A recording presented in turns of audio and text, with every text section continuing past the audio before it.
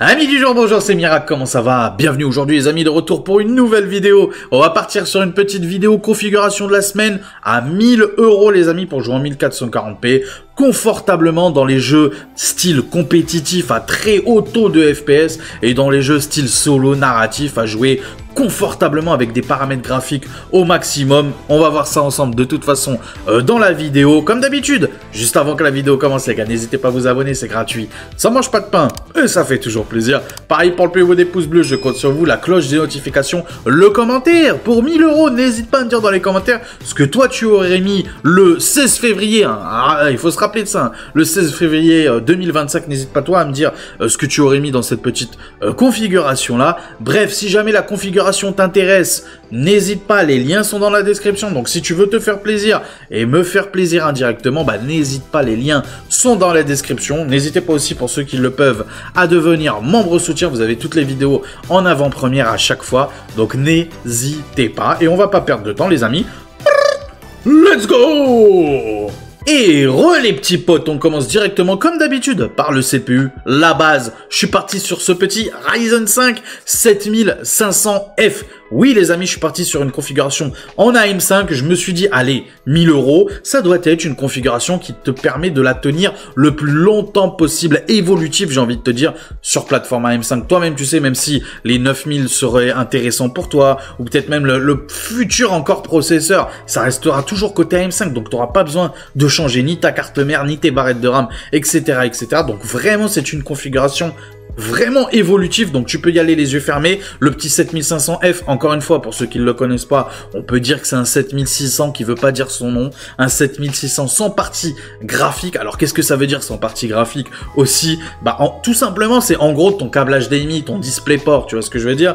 N'hésite pas à le brancher directement sur la carte graphique. Sur la carte mère, malheureusement, ça ne te mettra pas d'affichage à ton écran. Donc c'est exclusivement via la carte graphique que tu devras mettre ton DisplayPort ou ton câble HDMI. Voilà la grosse différence, on va dire, entre un CPU avec partie graphique et un CPU sans partie graphique, tout simplement. Donc c'est au niveau du branchement de la connectivité et tout. Mais aussi en termes de performance, en vrai de vrai, ça change rien du tout, rien du tout, rien du tout. C'est un peu le même cas, si tu préfères, si tu connais un petit peu plus Intel, c'est un peu le même cas avec les K et les KF. En gros, le K et le KF, en termes de performance, c'est la même chose, mais c'est juste que le F, en gros, la partie avec le F, tu seras obligé de brancher ton câble HDMI ou ton DisplayPort, encore une fois, directement sur la carte graphique.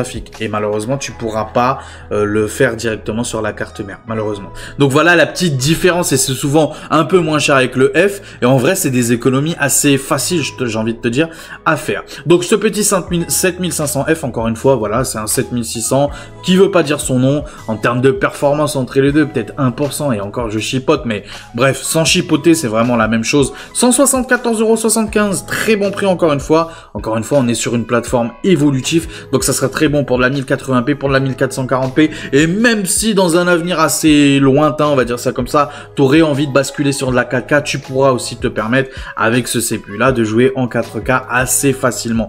Aussi très bon en applicatif, bien évidemment, je l'ai pas rappelé, mais ça sera aussi une configuration pour jouer en streaming aussi avec, donc il y aura pas de souci là-dessus, tu peux y aller les yeux fermés. Je rappelle 6 cœurs, 12 threads pour ce petit 7500F qui est vraiment très intéressant. Si tu veux passer sur de l'AM5, mais sans te ruiner, franchement, c'est le CPU numéro 1 que je te recommande.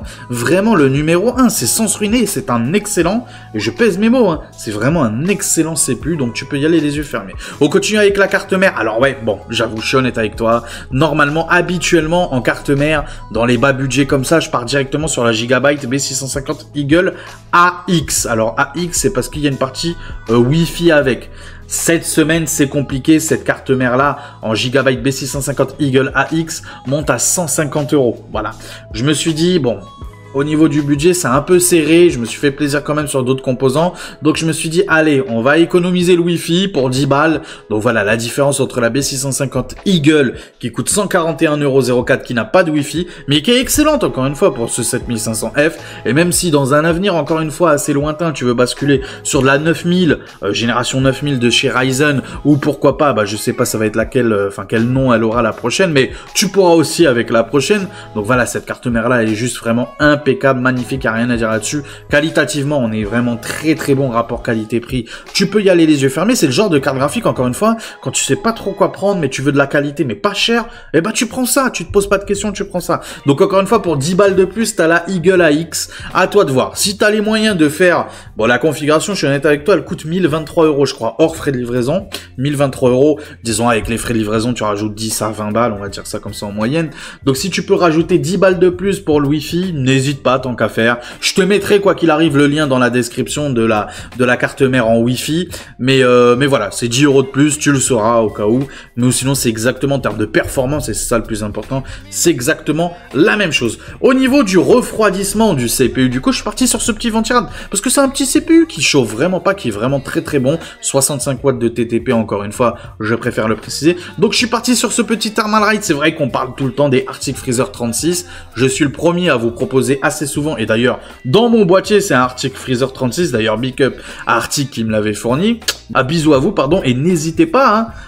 Je suis là, Arctic, hein. S'il y a moyen de, hein, n'hésitez pas. Donc bon, bref, en tout cas, tout ça pour vous dire que ce petit Thermalright, il est vraiment très bon. C'est à peu près le même système, on va dire, la même philosophie qu'avec l'Arctic Freezer 36. Donc un ventilateur qui va aspirer l'air du boîtier pour le balancer dans le radiateur, pardon, et un autre qui va extraire l'air chaud qu'il y a dans le radiateur, dans le ventirad, tout simplement pour l'extraire hors du boîtier. Donc voilà, c'est un système en gros à deux ventilateurs, un qui extrait et un qui aspire, un qui extrait. Enfin bref, tu m'as compris, hein, tu m'as bien compris. Non, franchement très bon. Encore une fois, s'il y a le Arctic Freezer 36, il est pas disponible actuellement, mais s'il y est et que tu le trouves, bah n'hésite pas à le prendre. Je crois qu'il coûte 2 € de plus que celui-là.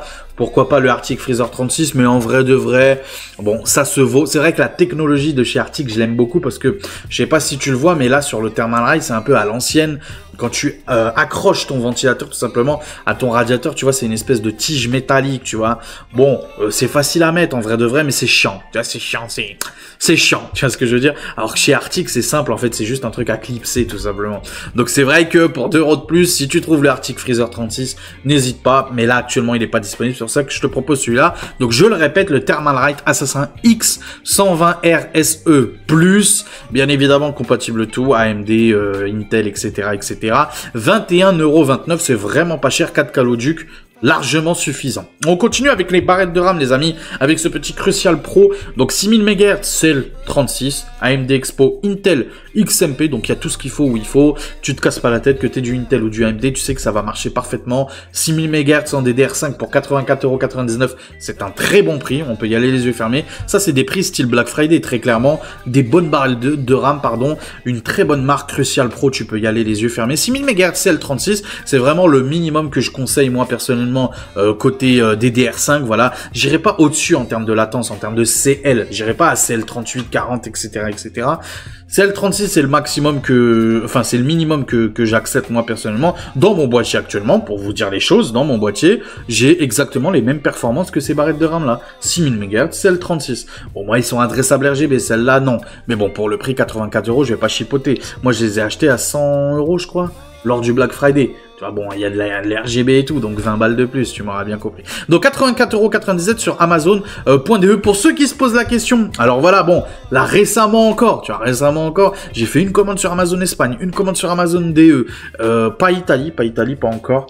Mais bref, tout ça pour vous dire que c'est exactement la même chose que Amazon FR. Donc tu peux commander les yeux fermés avec Amazon.de. C'est juste que ton abonnement Prime, tu vois, l'abonnement Prime que tu payes pour avoir la livraison gratuite, malheureusement, sur Amazon DE et Amazon Espagne, malheureusement, tu n'auras pas accès à ça. Voilà, c'est juste ça, ce petit défaut. Donc, c'est pour ça qu'il y a des petits frais de livraison. Mais sinon, c'est exactement la même chose. C'est Amazon qui te livre, ou c'est, je sais pas moi, colis privé, si c'est plus dans ton secteur colis privé, ou Chronopost, ou La Poste, ou etc. Tu m'auras bien compris. Mais c'est exactement la même chose, c'est exactement les mêmes délires.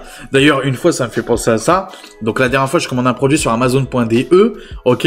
Mais finalement, l'article, il vient de France. Tu vois, l'article, il vient de France, il vient même pas c'est pas les usines en Amazon.Allemagne, tu vois ce que je veux dire? Donc c'est un produit vendu sur Amazon.de, mais en fait, le produit, il vient de France.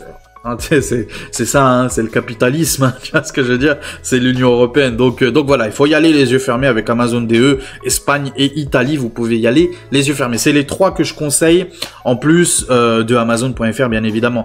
Amazon Angleterre, c'est un peu plus compliqué pardon, parce qu'il y a des droits de douane et tout, etc., etc. Mais moi, personnellement, ce que je conseille fortement, c'est Amazon Allemagne, Amazon Espagne, Amazon Italie, et Amazon France, bien évidemment. Donc 84,97 € pour ces petites barrettes en DDR5 6000 MHz. Je le rappelle, CL36 AMD Expo comme Intel XMP. Au niveau du SSD, comme d'habitude, tant qu'il est à ce prix-là, je le présente tout le temps. Pour moi, c'est mon préféré en dessous des 60 balles. Actuellement, il est à 54,90 pardon, et ça fait plaisir. Donc c'est le Kingston NV3. Il a des très bonnes performances. 6000 ms en termes de lecture, 5000 ms en termes d'écriture. Donc franchement, pour 54,90 €, voilà, tu peux y aller les yeux fermés. Je suis honnête avec toi aussi, c'est là-dessus où j'ai fait une petite économie aussi. J'avoue, je suis honnête avec toi. C'est au niveau du SSD, donc je suis parti sur 1 Tera et pas 2 Tera. Donc si tu as les moyens de, il va falloir rajouter 50 € de plus, je suis honnête avec toi. Mais si tu as les moyens de, pourquoi pas partir sur du 2 Tera. Mais moi, j'ai voulu rester vraiment fidèle à notre budget qui est de 1000 €, tu as bien compris. Donc 54,90 €. On continue avec l'alimentation. Là aussi, bon, je suis honnête avec toi, j'aurais pu partir sur du 750 watts. Bon, AMD nous recommande 650 watts, ok, nous recommande minimum 650 watts. Donc je suis parti sur 650 watts. Encore une fois, j'aurais pu partir sur une 80 plus Gold. Je me suis dit non, celle-là, elle est très bien garantie 5 ans. Elle est excellente. C'est l'une des alimentations les plus vendues, les plus... Voilà, c'est l'une des alimentations du moment où tu peux y aller les yeux fermés en entrée de gamme. Donc 650 watts, c'est suffisant.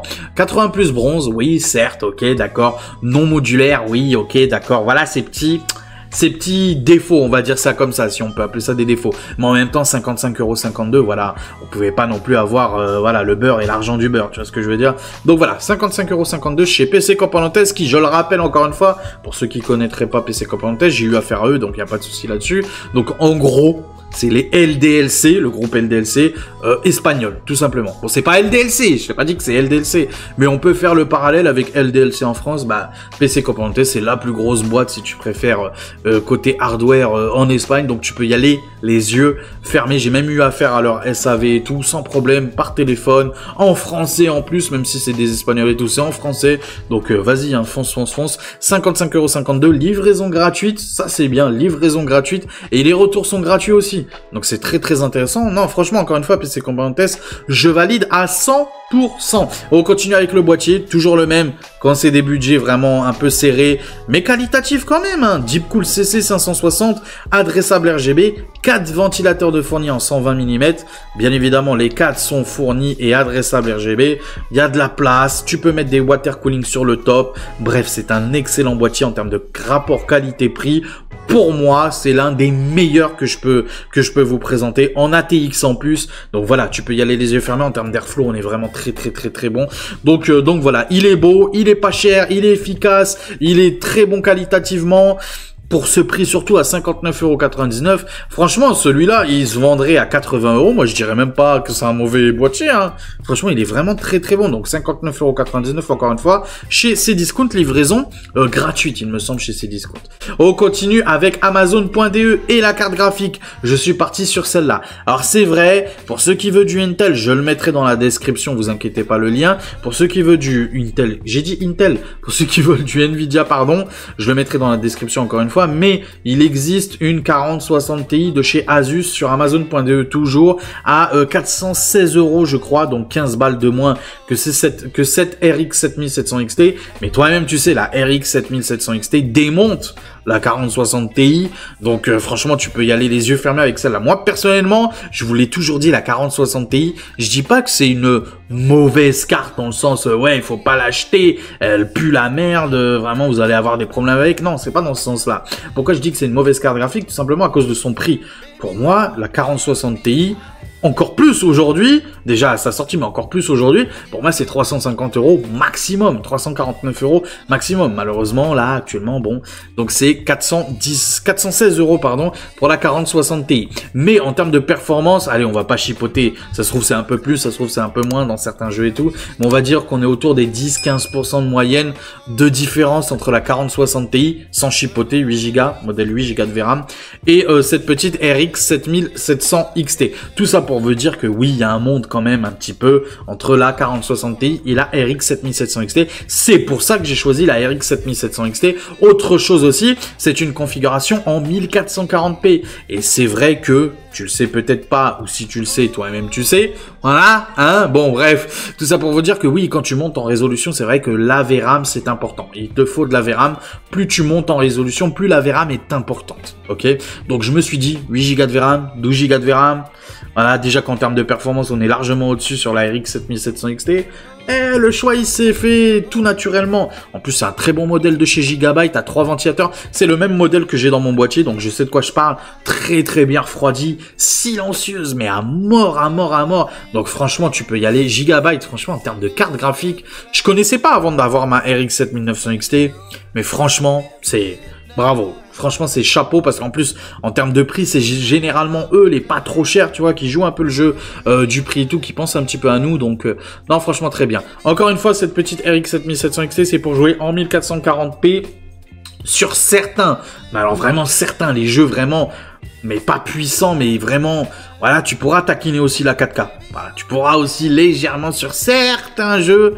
Tu vois ce que je veux dire, les petits jeux style Hades par exemple, je sais pas si tu connais Hades, le jeu, le petit jeu Hades, bah pourquoi pas, tu vois, sur ce jeu de jeu là, un petit peu, qui demande pas non plus beaucoup de performance, pourquoi pas jouer en 4K aussi. Mais bon, on s'en fout de la 4K en vrai de vrai, le principal c'est 1440p à très haut taux de FPS dans les jeux compétitifs, et à un bon haut taux de FPS pardon, dans les jeux solo narratifs.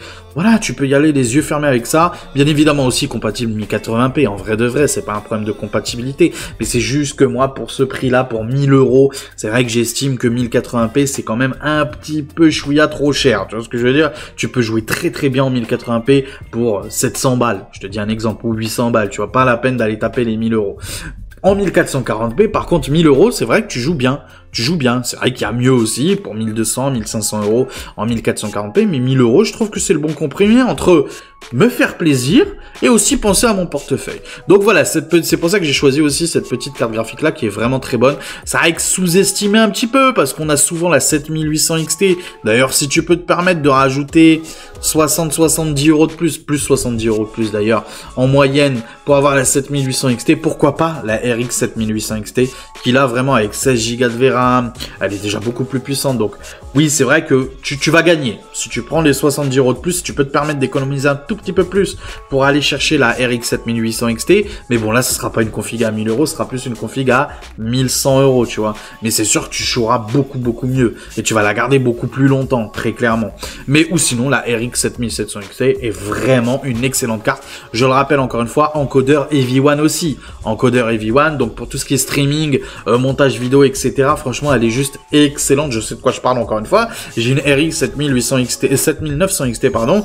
Donc voilà. Encore une fois, je recommande à 100%. Je vous ai trouvé une petite vidéo aussi qui va vous montrer un petit peu les performances. Encore une fois, c'est pas à prendre au pied de la lettre, mais bon, c'est vous pour vous montrer un petit peu parce que ça a dans le ventre aussi cette configuration là in-game, parce que c'est ça le plus important, c'est in-game, concrètement, réellement et pas théorique, vraiment dans la pratique. On va voir ça ensemble, bougez pas, à tout de suite.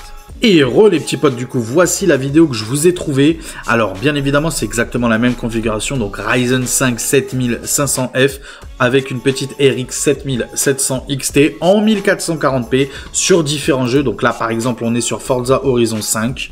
En 1440p extrême, RT extrême en plus, un ray tracing en plus. Donc tu peux voir, on a les moyennes en haut à gauche de l'écran. Je sais pas si tu le vois là avec la souris. Donc en moyenne, on est à 108 FPS de moyenne. C'est excellent, franchement, sur Forza Horizon, qui est un super jeu, très beau, très gourmand aussi. Mais il est franchement très beau, exceptionnel. Donc 107 € pour moi, c'est le meilleur jeu de voiture d'ailleurs. Moi, je lance ça comme ça. Je jette la pierre, tu vois, bing, c'est le meilleur jeu de voiture pour moi, en tout cas c'est mon préféré. Donc voilà ce petit Forza Horizon 5 107 FPS, c'est très bon en 1440p, je le rappelle. On est sur God of War en 1440p, qualité ultra plus, comme d'habitude, il y a tout écrit de toute façon au haut de l'écran. Donc on est à 78 FPS de moyenne. Excellent pour ce genre de jeu-là, franchement. Moi, je bloque à 60 FPS, personnellement. Après, vous faites ce que vous voulez, mais un peu comme sur PlayStation, tout simplement, comme sur console. En paramètres graphiques au maximum, tu bloques à 60 et t'es vraiment très bon. Là, il a même pas bloqué, il a laissé comme ça. En qualité ultra plus 1440p, 81 FPS de moyenne. C'est franchement excellent pour un jeu qui est très bon, qu'il faut que je fasse. Je l'ai pas encore fait. Je vous le dis tout le temps, mais il y a des jeux comme ça PlayStation que j'ai pas, parce que moi là-bas je suis plus un joueur Xbox, que j'ai pas encore fait, qui sont sortis maintenant sur PC. Il faut que je m'y mette. God of War, Spider-Man, il y a plein de jeux comme ça, The Last of Us, etc., etc. Il y a plein de jeux que j'ai pas encore fait, qui sont pourtant très bons, je l'imagine. On est sur Rainbow Six Siege en qualité low, 1440p, on est à 400 FPS de moyenne, donc t'auras bien compris que c'est exceptionnel même dans les jeux compétitifs. Là on est en ultra à 297 FPS de moyenne. Voilà, toi-même tu sais, voilà, je vais pas...